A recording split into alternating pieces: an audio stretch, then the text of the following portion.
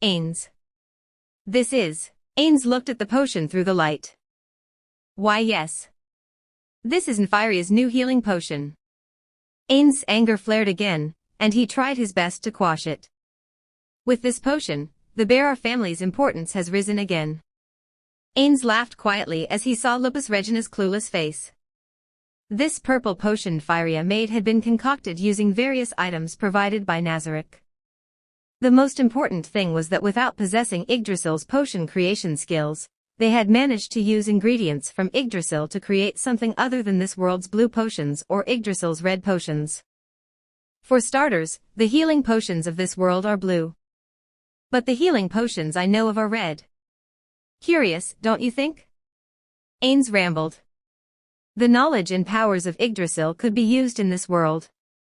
From the angels he had first encountered, to the apparent existence of world-class items, there was a very high chance that players had been here in the past. In that case, why was it that the potions were not red like in Yggdrasil? There were three possibilities. First, the downfall of a country might have resulted in the loss of those potion-making techniques. These techniques should have been quite widespread, and nothing short of an entire country's destruction would be able to wipe them out.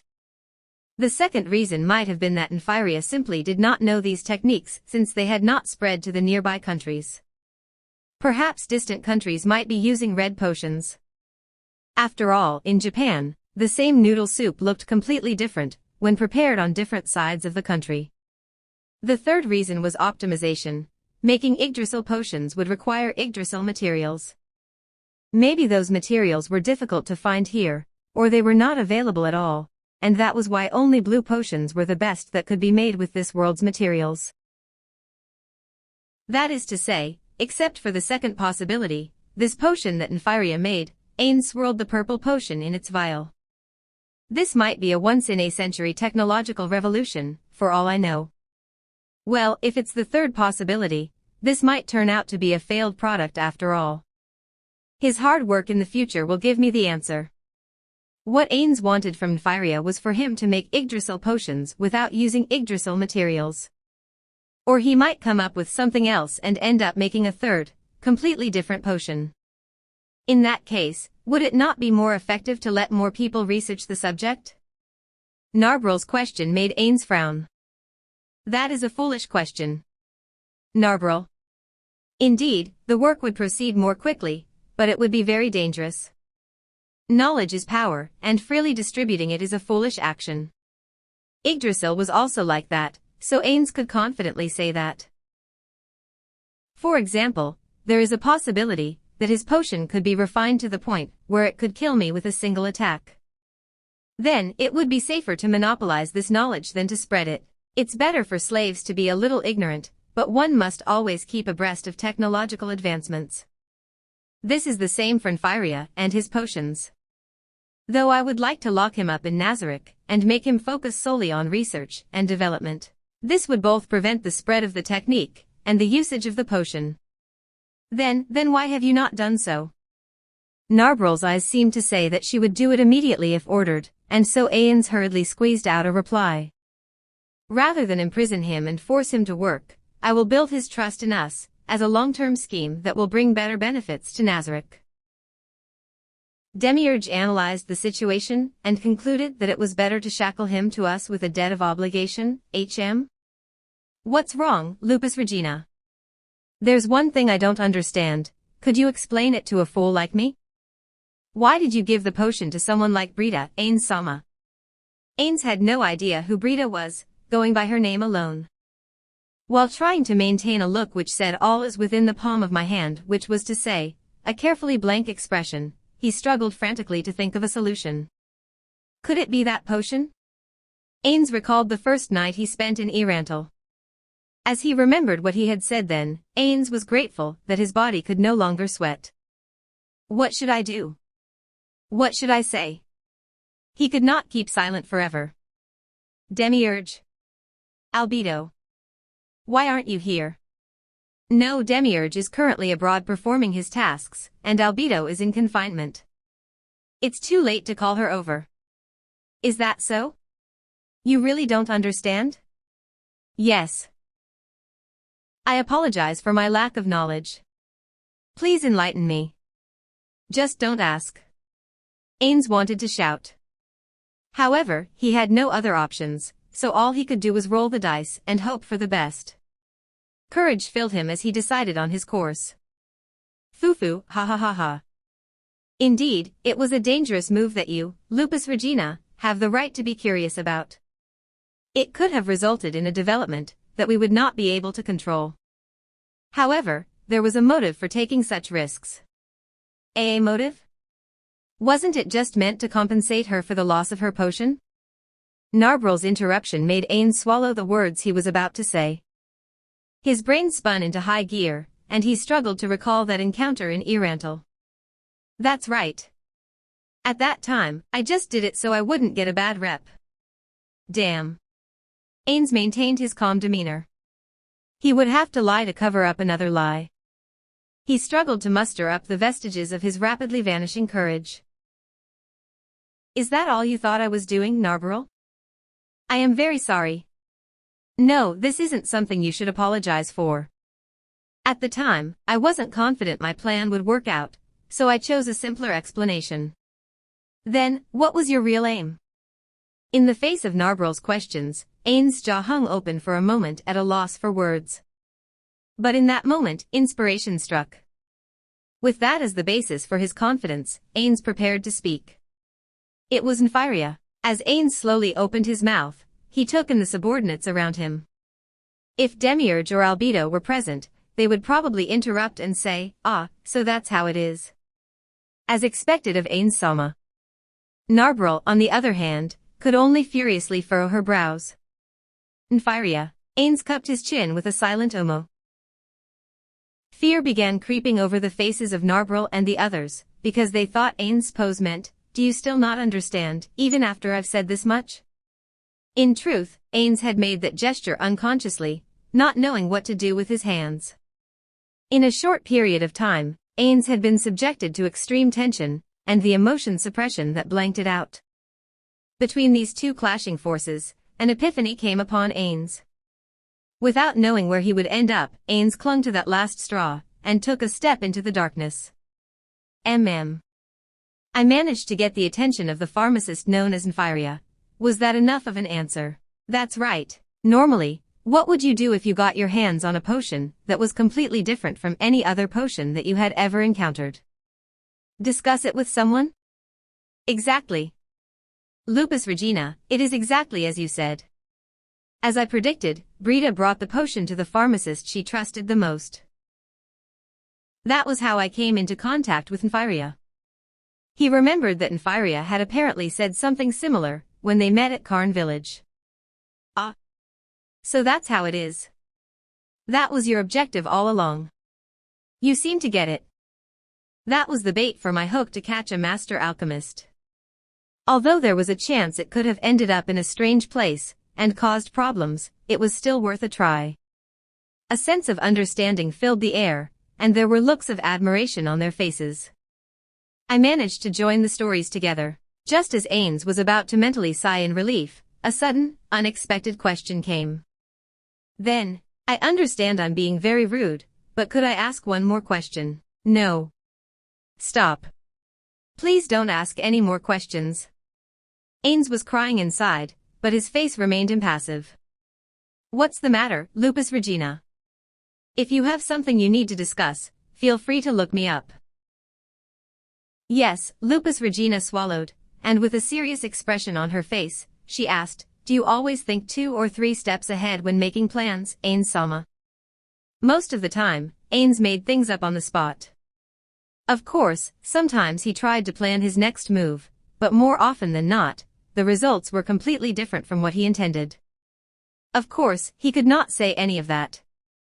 Ains laughed quietly. It was a practiced laugh. Of course. I am the ruler of the great tomb of Nazarick, Ains Ulgaun, am I not? Quiet exclamations of "Oh" rose up from all around him, and Lupus Regina's eyes went wide. What's wrong, Lupus Regina? A wise king. Lupus Regina's gasped words made Aura frown, and she took a step forward. However, Ains stopped her. Pay it no heed. Is that all you have to ask? Then, I've got another one. Wouldn't it be better if we let the monsters attack the village, and then Ain-sama would swoop in to save them? Wouldn't that be better? I mean, wouldn't Nfiria and his grandmother feel extra grateful to Ain-sama for plucking them out of the fire? That would make them more useful, right? Well, that is a very good plan, and worth considering. However, if that happened, Nfiria might end up hating the monsters too much, and then he would no longer be willing to cooperate with us. And now, it would be a different matter if it was humans who did it. In that case, perhaps it would be more effective if we saved Enri Amat as well, the better to chain his heart up further. However, Karn village was a village that had been saved by the magic caster Ains Ulgaun. It had its uses, so burning it down was of questionable value. By the way, the most important people in that village are, in descending order, Nfiria, his crush Enri Amat, and finally his grandmother Lizzie. You must protect these three people no matter the cost. Everyone else is expendable. If need be, sacrifice your life to protect Nfiria. That's it. Is that all, Lupus Regina? Yes. Thank you very much. Now then, Lupus Regina, I will forgive you for this lapse. Now that you know my objectives, you will not be forgiven next time. Do you understand? Of course. Very good. Then go. Complete your assigned tasks.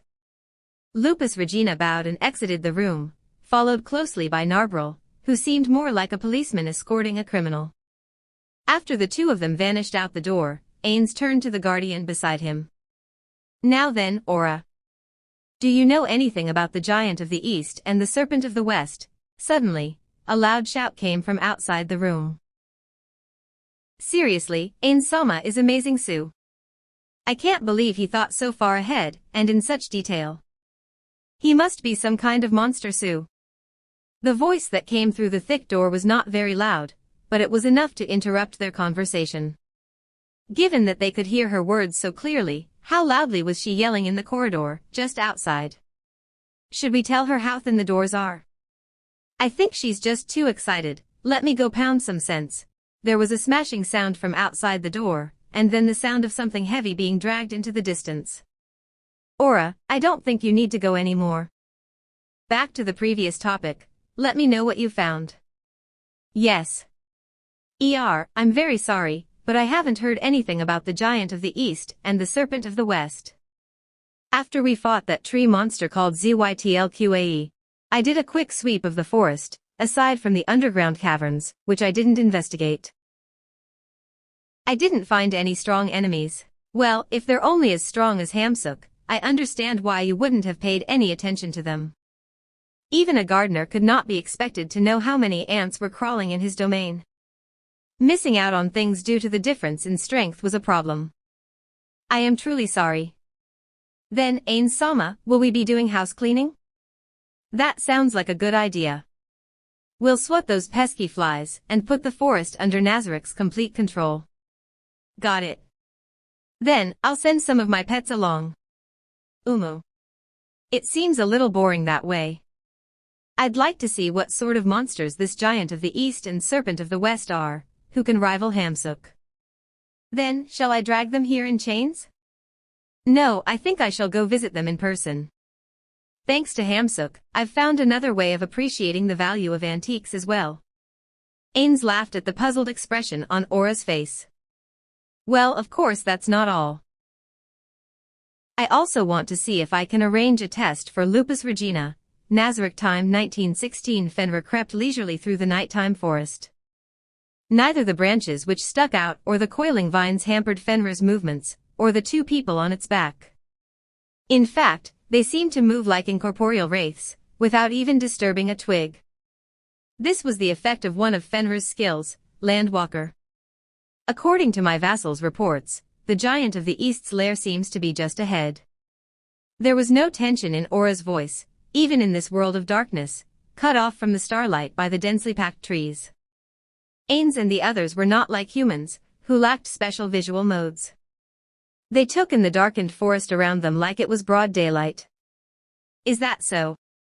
We would be very lucky if the giant of the east and the serpent of the west were to gather in the same place. However, that's probably being greedy. If the serpent of the west is not here, then I'll leave its disposal to you, Aura. Yes. I'll do my best. But how shall I deal with these fools who dare make hostile moves on you, Ain-sama? Let's try communication first. Aura looked behind herself at Ains with a puzzled look on her face. Weren't we going to make them swear themselves to us? That's because the giant of the east and the serpent of the west are unknown monsters. Starting with an attempt at rational communication ought to be better from just about every angle. If they're monsters which don't exist in Yggdrasil, then I would like to keep them. You're so kind, Ain-sama. There was no mockery within Aura's tone.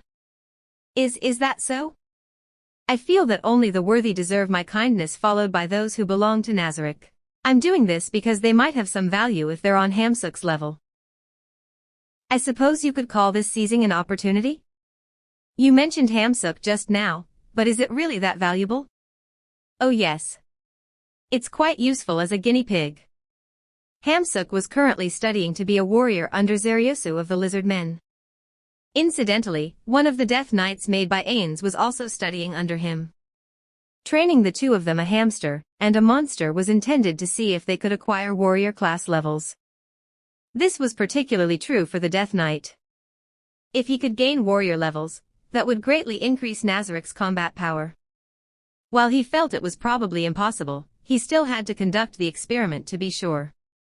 Are you having the blacksmith make armor for Hamsuk because it's that important? You're quite well informed. That's also one of the reasons. If I have to ride it onto the battlefield in future, so enhancing its defense might be critical. Hamsuk should have no problem wearing full plate armor once he had warrior class levels. Currently, putting it in armor greatly decreased its evasion and mobility rates due to its weight. Ains felt that it needed training for that reason. However, armor hampers its movements since it doesn't have warrior levels. That much is the same as the game. No, I can't even wear metal armor at all due to the game's restrictions. From that point of view, its restrictions are a lot more lax. If only there were a second Hamsuk, then I could study the differences between the two. These restrictions, which resembled those of the game, were still a mystery even now. If he let Demiurge and the others perform in-depth investigations, they might be able to find the right answer, but for some reason, Ains did not want to do that. This is a magical world, and it might run on physics that are vastly different from ours. Perhaps all I can do is force myself to accept that this is just one of the principles of such a world. Just assume that anything could happen. Ain-sama, what's wrong? No, it's nothing. What is it? No, it just seemed like you were thinking, and I wanted to ask if something was the matter. Oh, indeed. I was just thinking about some things. It's nothing much. I see. Aura seemed relieved and faced forward once more. Ains looked at the back of her head, which was covered in silky golden hair, and his eyes roved down. His eyes passed over her slender back, and then they focused on his hands, which were wrapped around her slender waist. She's so slim. Are children's waists also thin? Having never had children of his own, Ains was curious, and he could not resist the urge to pat her waist, like he was inspecting her. Then, Ains raised his hand to lightly pat her back. However, he did not use much force, because he was mounted on Fenrir. However, Aura jumped up and suddenly jerked around. What is it, Ain-sama? Her face was very red. In fact, it was so red that even someone without dark vision might be able to see how red it was. It's nothing, I just thought your waist was very thin. Have you been eating well? You're equipped with items that negate the need for eating and drinking, but you can still eat, right? I can. I won't gain any magical enhancements from doing so, but I can still eat. In games like Yggdrasil, humanoids and demi-humans had designated lifespans, and in turn they could grow. Conversely, heteromorphs had no maximum lifespans, and so they would stop aging after a certain period. If that character aspect had carried over to this world, then Aura and Mare would slowly grow older. Ains did not want their growth to be affected, because they had not received proper nutrition as children. While his companions were not around, the growth of these kids was Ain's responsibility. You need to eat well, okay? Yes. I'll eat well and make Sheltier regret it. Ains had no idea why Sheltier had suddenly come up, but he did not inquire into it. Items that remove the need for eating and drinking might affect growth, so depending on the situation, perhaps you should swap them out for other items. Growing up, perhaps one day, you too will have lovers of your own. Aura and Mare were very cute children, and when they grew up, they would surely be very handsome and beautiful. Ains imagined men and women of all sorts confessing their love to them, although Ains had never had experiences like those, so what he imagined had all come from TV shows. Perhaps he had been influenced by the previous topic, but for some reason he imagined a huge pile of hamsooks. He visualized a young Aura and Mare being surrounded by vast amounts of hamsooks. It seemed quite pleasing, but it was completely different from the plan which Ains had in mind. Hamsooks related to rodents, so hamsook ought to be capable of reproducing in vast quantities. Is it best to sterilize it? Although I'd like to let it breed a little more. I wonder if there are any males of its species? It's still too early for that, Ains-sama. I'm only 70. I see, you're right. You're still young. Well, anyway, Aura, who do you like most in Nazarick? What's your type? While Ains had no experience in love, he still got a little jealous whenever he saw dashing lads and pretty girls being all lovey-dovey on the roadside. However, Ains was sure that he could genuinely wish the NPCs well if it were them. I like you the most, Ains-sama. Haha, well, that's good to hear. Ains was quite happy to hear such flattery from a young child like Aura. He loved the children, NPCs, very much, and how could he not be pleased to hear that they liked him too? Then, who do you like the most, Ains-sama? Who do you like the most between Albedo and Shaltier? Haha. Well now, I have to say I like you very much, Aura. Ains caressed Aura's head from behind. The soft strands of her hand fell from between his fingers. Should I start considering the problem of sex education? If there are dark elf schools, should I send Aura and Mare there to study, so they can grow into good adults? What would Bukabukagama-san think if she were here?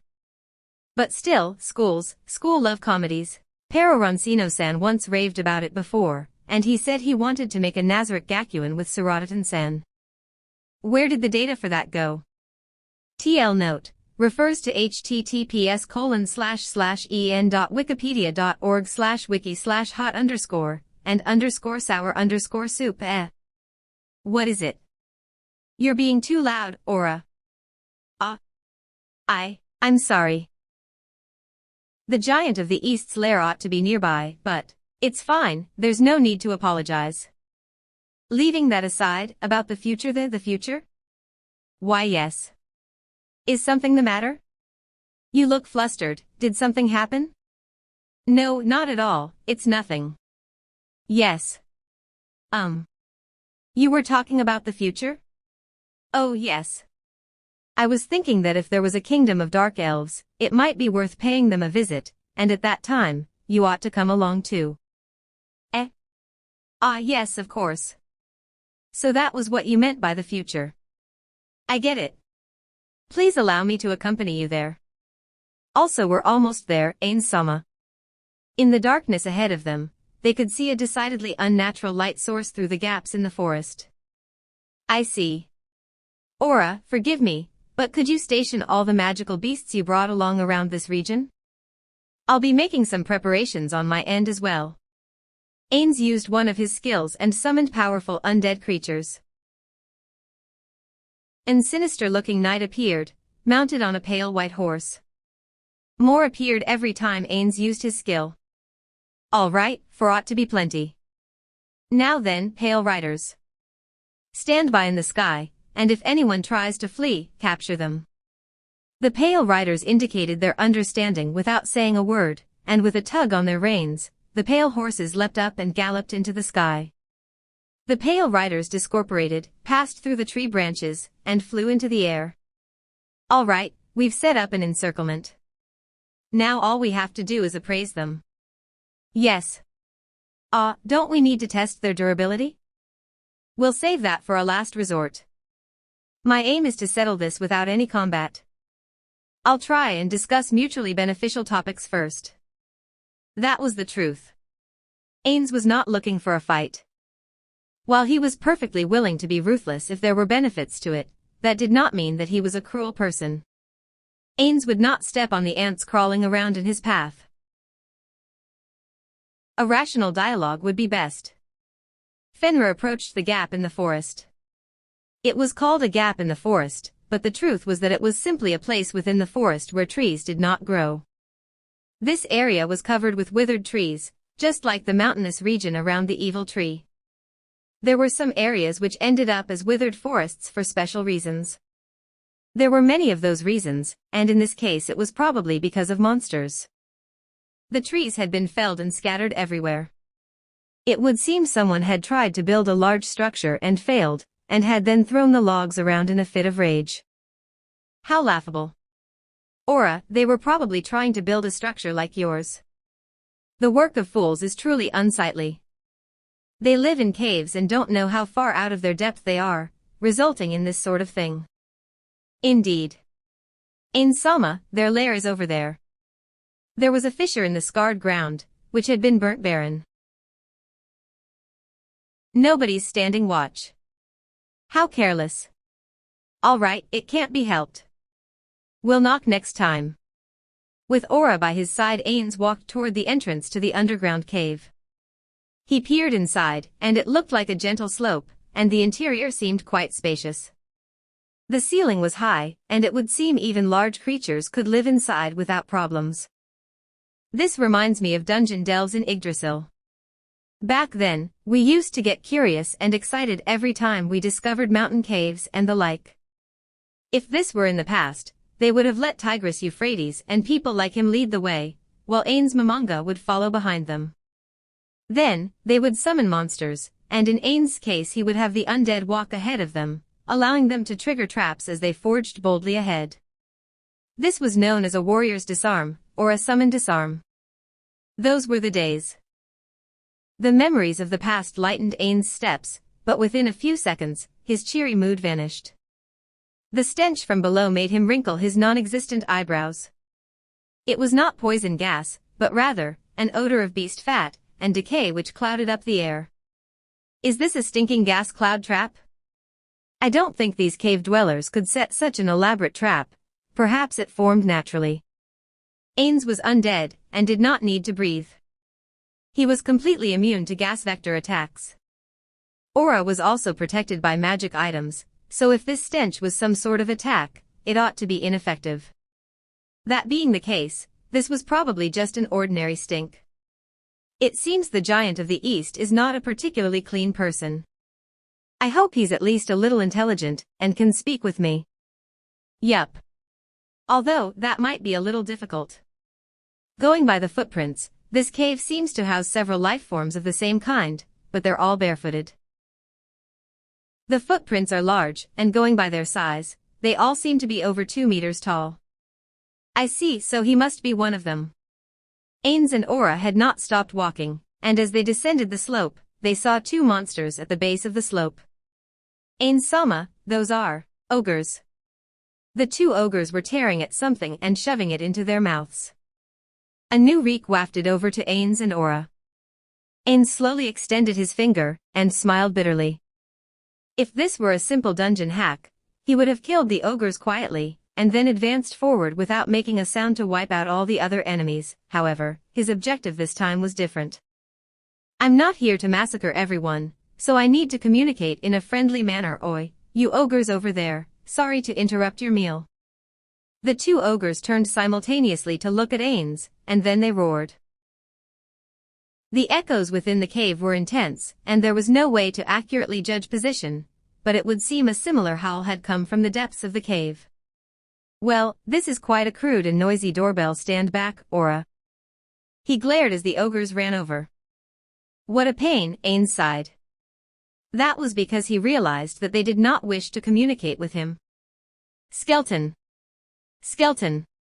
Inomai. The ogre screamed hoarsely as it came up to Ains, and then swung its club at Ains without a moment's pause. I have the ogre's club whistled through the air as it swept at him. To apologize for barging, it struck Ains with a thump, but a mere non-magical club could not possibly hurt him. Into your home, the ogre raised its club again, and hammered at Ains. Ains' field of vision wobbled slightly as the club struck his head. While it did not hurt in the least, it was still quite annoying. That said, if anyone set foot into Nazarick, Ains would certainly be angry enough to want to kill them. With that in mind, it was only natural for them to want to attack him, so Ains should probably take the blows. Once an envoy of peace drew a weapon, there would be nothing left to say. The other ogre approached slightly later. It did not swing its club, but reached a hand out at Ains. It had probably seen how the attacks of the other ogre had proven ineffective, and wanted to grab him instead. Ains quirked his eyebrows.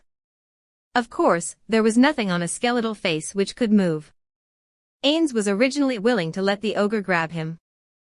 However, his dark vision-capable eyes saw the blood staining the ogre's hand. Disgusting. Ains immediately produced a staff from thin air and swung it.